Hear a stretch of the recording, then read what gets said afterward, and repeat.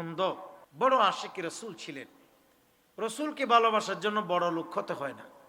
নবী করিম সাল্লাল্লাহু আলাইহি ইসলামকে ভালোবাসার জন্য চোখ হাত পা কিছু থাকতে হয় না, শুধু কলবটা থাকলেও এই কলব দিয়ে আমার নবীকে সর্বোচ্চ ভালোবাসা যায়। একটু জোরে বলবেন না সুবহানাল্লাহ।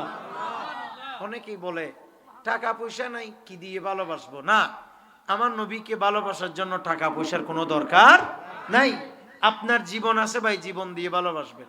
এই অন্ধ মানুষ, তার চোখের জ্যোতি নাই, সে আমার নবীকে প্রচন্ড মোহাব্বত করে, সে আমার নবীকে প্রচন্ড ভালোবাসে। ওই তার বাদী যখন রাসূলুল্লাহকে গালি দেয়, এটা একদিন সে খেয়াল করার পর বাদীকে ওয়ার্নিং দিয়ে দিয়েছে, খবরদার, তুমি আমাকে যতই ভালোবাসো তাতে আমার কিচ্ছু আসে আর যায় না। আমি তোমাকে স্পষ্ট জানিয়ে দিচ্ছি, তুমি রাসূলুল্লাহকে কখনো আর ভালো, আমার নবীকে কখনো গালি দিবা না। একটু জোরে বলবো না সুবহানাল্লাহ। তুমি আমার নবীকে কখনো কি দিবা না? গালি দিবা না। ঠিক আছে, মহিলা কথাটা শুনলেন, কয়েকদিন পরে আবার শুরু করছে চিরাচরিত নিয়ম অনুযায়ী তার হুজুর করিম সাল্লাল্লাহু আলাইহি ওয়াসাল্লামের প্রতি বিদ্বেষপূর্ণ গালিগালাজ করা শুরু করছে। একটু জোরে বলবে না নাউজুবিল্লাহ।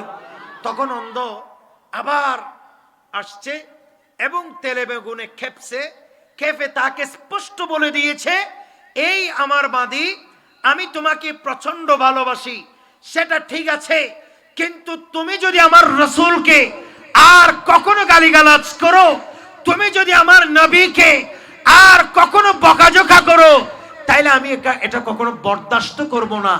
আজকে তোমাকে আমি শেষবারের মতো ওয়ার্নিং দিচ্ছি, আর কখনো কোনোদিন তুমি আমার নবীকে গালি দিতে পারবে না। একটু জোরে বলো না সুবহানাল্লাহ। কয়বার হলো? দুইবার। লাস্ট ওয়ার্নিং দিয়ে দিছে।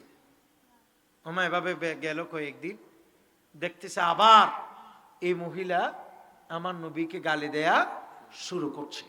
শুরু যখন করছে, এই রাত ছিল তখন, ছুরি টুরি নিয়ে তলোয়ার নিয়ে রেডি করে রাখছে এই অন্ধ সাহাবী।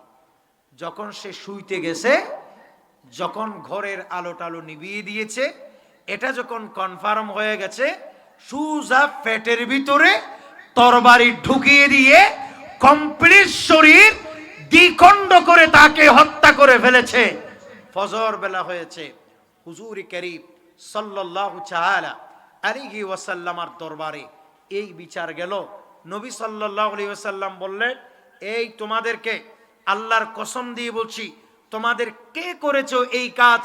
গত রাত অমুকের বাড়িতে তমুক মেয়ে মহিলাকে কে হত্যা করেছো আমাকে বলো, আমি তার অবশ্যই উচিত শাস্তি দেব।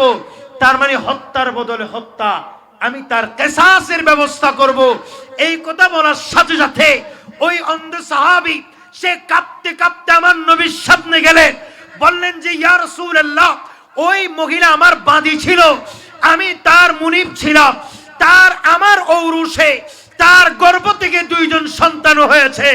নবী, আপনাকে বলছি, তার সব স্বভাব চরিত্র আমার পছন্দ ছিল, আমি তাকে প্রচন্ড ভালোবাসতাম, এমনকি মুক্তার মতো আমার 2 জন সন্তান তার রয়েছে, কিন্তু তারপরেও আমি আমার সন্তানের দিকে না তাকাইয়া আমি আমার জানের